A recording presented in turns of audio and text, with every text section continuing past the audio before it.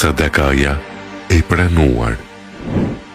I dërguari Allahut alayhi salam ka thënë: një njeri tha, do t'i jap sadaka. Doli dhe e dha sadaka në dorë të një hajni. Të nesërmen të tjerët thoshin: dje ky njeri i ka dhënë sadaka hajnit. Ai tha në vetvete: o Zoti im, vetëm ty të takon falënderimi.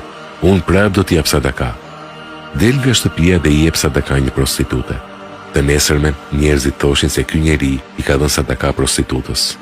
Ai tha në vetvete: o Zoti im, vetëm ty të takon falënderimi. Unë prap do t'i jap sadaka. Kështu që del nga shtëpia dhe i jep sadaka një të pasuri. Të nesërmen njerëzit thoshin se ai i ka dhënë sadaka një të pasuri. Ai tha në vetvete: o Zoti im, vetëm ty të takon falënderimi për atë që i kam dhënë sadaka hajnit, prostitutës dhe të pasurit. Ati pastaj i paraqitet në ëndër një zë duke i thënë: sadakaja e jote e dhënë hajnit ndikoi që ai të largohet nga vjedhja. Sadakaja jote e dhënë prostitutës ndikoi që ajo të largohej nga prostitucioni. Sadakaja jote e dhënë të pasurit ndikoi që ai të ketë në konsiderat dhe të shpenzoj për atu jap të tjerëve prej asaj çka i ka dhënë Allahu.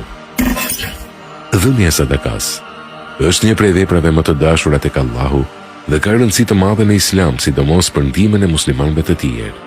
Sadakaja është dhuratë vullnetare që jepet për hir të Allahut për të ndihmuar ata që kanë nevojë, qofshin të varfër, të sëmur, udhëtar, jetim, studentë të tjerë. Nuk është e detyrueshme si zakati, por është shumë e lavdëruar.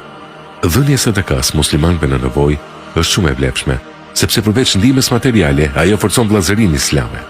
Profeti alayhis salam ka thënë: sadakaja që jepet ndaj një muslimani është sadaka, ndërsa ajo që jepet ndaj të afërmve është sadaka dhe ruajtja e lidhjeve farefisnore. Allahu thotë në Kur'an: ata që japin pasurinë e tyre ditën dhe natën, fshetas dhe haptas, do të kenë shpërblimin e tyre te Zoti i tyre, nuk do të kenë frikë dhe nuk do të pikëllohen. Sura El-Bekare 274.